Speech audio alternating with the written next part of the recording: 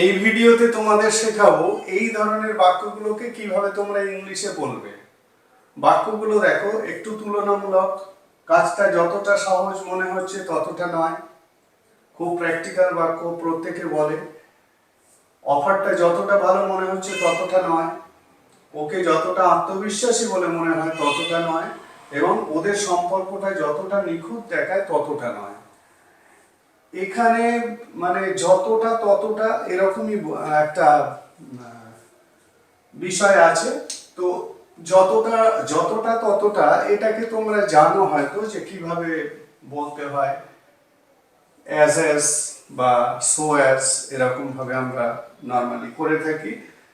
তো এখানে একটা জিনিস অতিরিক্ত আছে, সেটা হচ্ছে মনে হচ্ছে। প্রত্যেকটাতে কিন্তু মনে হচ্ছে বা মনে হয় বা দেখায়, এই ধরনের বাংলা এক্সপ্রেশন আছে। এর জন্যেই সেন্টেন্সটা কিন্তু একটু ডিফিকাল্ট হয়ে যাবে তোমাদের কাছে, এবং সেই কারণেই আমি এই ভিডিওটা করছি।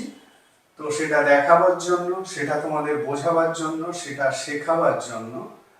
তাহলে শুরু করছি। কাজটা যতটা সহজ মনে হচ্ছে ততটা নয়।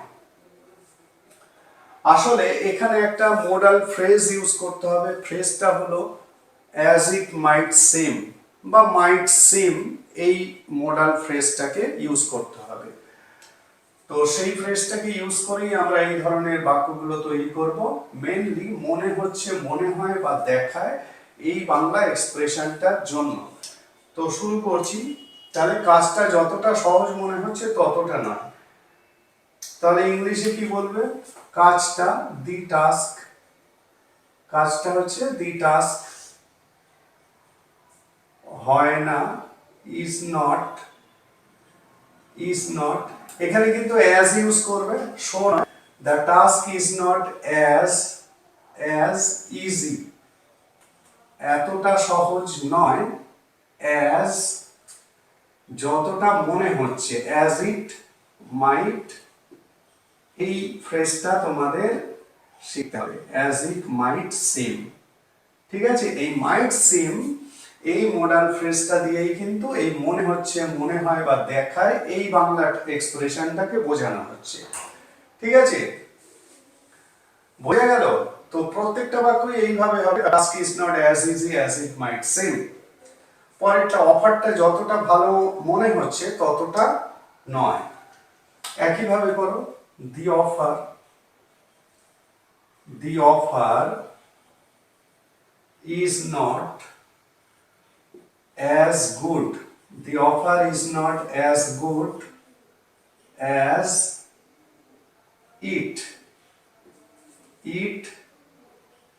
might, as it might seem, as it might seem, the offer is not as good as it might seem. বোঝা গেল? ডিফিকাল্টি লেভেল শুধুমাত্র মনে হচ্ছে, মনে হয় বা দেখায়, এই অংশটাতে আছে, যেখানে মোডাল ফ্রেজ মাইট সিম ব্যবহার করতে হবে। আর সাবজেক্ট হিসাবে ইড ইউজ হচ্ছে। প্রথমে যে সাবজেক্ট আছে তার একটা অল্টারনেটিভ হিসাবে ইউজ হচ্ছে। পরেরটা, ওকে যতটা আত্মবিশ্বাসী বলে মনে হয় ততটা নয়। ততটা নয় মানে ততটা ও নয়। প্রত্যেক ক্ষেত্রেই ততটা নয় মানে ততটা এটা নয়, ততটা এটা নয়, এরকমই বোঝানো হচ্ছে। এগুলো মানে বস্তুবাচক বা কোনো অপ্রাণীবাচক কিছুকে নির্দেশ করছে, সেই কারণে ইড ইউজ হচ্ছে। ততটা ওটা নয় বা এটা নয়। এখানে যেহেতু সাবজেক্ট একটা প্রাণীবাচক ও, সেই কারণে ততটা ও নয়, এখানে ও কথাটা উজ্জ্ব আছে। ঠিক আছে? তো ইংলিশ করার সময় কিন্তু ওইটা লাগবে। বাংলায় আমরা অনেক ওয়ার্ড ছেড়ে দিই বাংলাগুলো যখন বলি। তাহলে ও ততটা আত্মবিশ্বাসী নয়, he is not as confident, he is not as confident as he might seem. বোঝা গেল? ততটা ও নয়, এই যে ওর জন্য হি, বাংলাটায় কিন্তু ও কথাটা লেখা নেই, কিন্তু ইংলিশ তোমাকে আনতেই হবে। ঠিক আছে? as he might seem, he is not as confident as he might seem.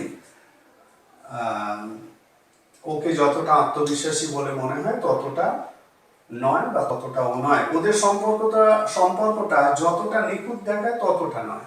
এখানে সম্পর্ক হচ্ছে সাবজেক্ট, মানে ওদের সম্পর্ক, তাহলে ততটা ওটা নয় বা এটা নয়। ঠিক আছে? এখানে এটা বা ওটা আছে, তাহলে এটা ওটা ওইভাবেই হবে। ওদের সম্পর্ক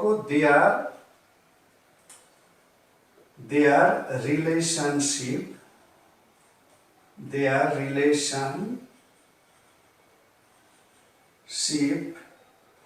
is not